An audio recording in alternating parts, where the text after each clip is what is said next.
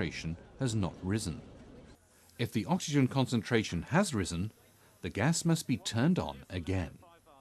When all bird movement and noise has ceased, open the door and remove the module of dead birds with the forklift.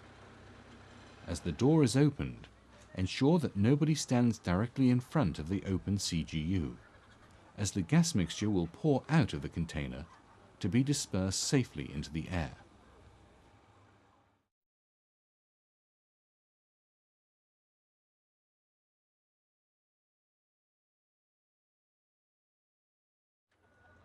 Immediately after removing the module from the CGU, all birds must be checked by appropriately trained staff to ensure that they are dead. Dead birds will show the following features: absence of breathing. Check for respiratory movements by observing the bird's abdomen. Absence of eye reflexes. There should be no response to light pressure on the eyelid. Absence of vocalization. Absence of muscle tension. The carcasses should be limp, and there should be no voluntary muscle activity.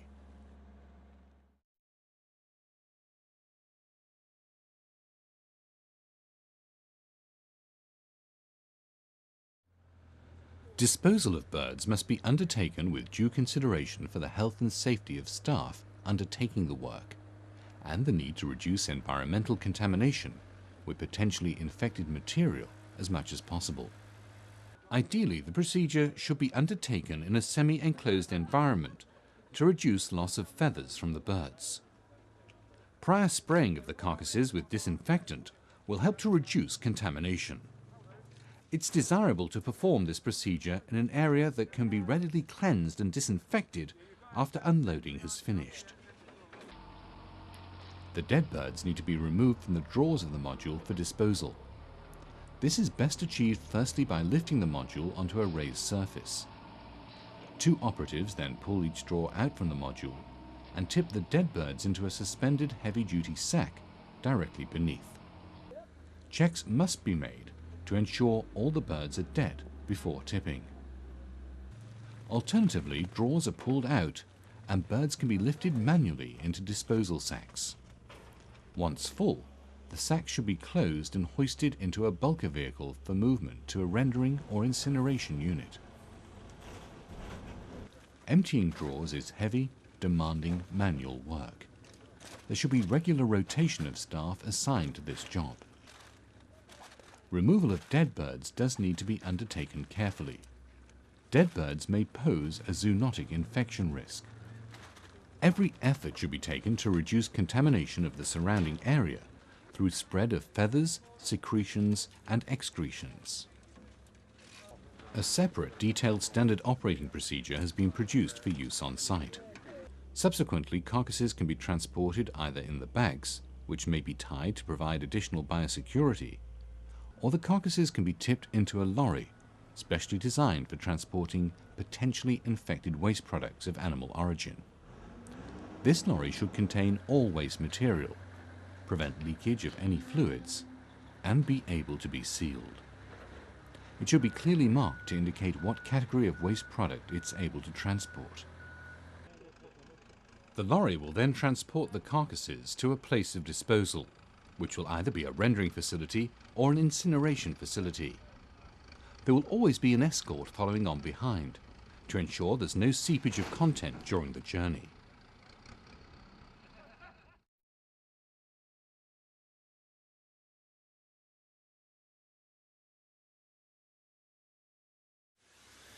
After use and before the CGUs and ancillary kit are moved off the infected premises, all parts of the kit must be cleaned using an appropriate cleaning agent to remove gross contamination and dirt before being disinfected.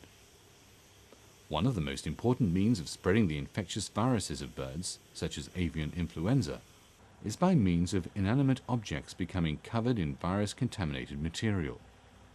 When moved from one premises to another, they can spread infection.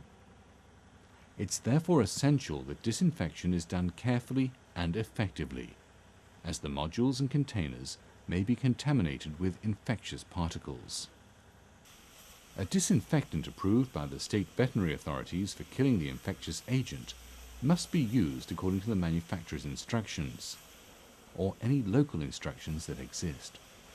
In particular, the correct concentration must be achieved and the disinfectant replaced as appropriate when it becomes too contaminated.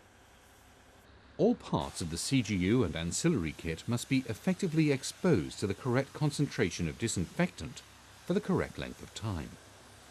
The kit should then be allowed to dry in air prior to packing up for onward transport. The CGUs must always be locked after use. Workers that undertake this task must be aware of the health and safety measures they should be adopting and wear appropriate personal protective equipment throughout the cleansing and disinfection procedure.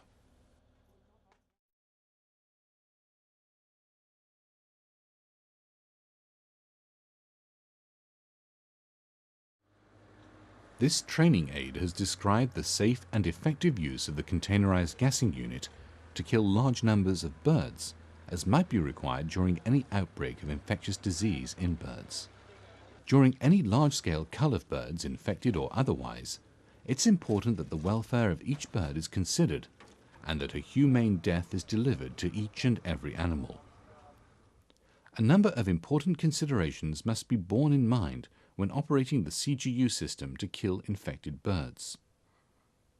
All staff involved in the operation of the CGUs should be fully aware of the standard operating procedures that apply to their use and should have received specific training to enable them to undertake their role. Adequate personal protective equipment must be worn correctly throughout the process of handling any potentially infected material when working with the CGUs, and in any case whenever personnel are working on infected premises. A period of acclimatization will be required for staff to familiarize themselves with the operation of the CGUs. Ideally, dummy runs should be undertaken before any birds are put through the system.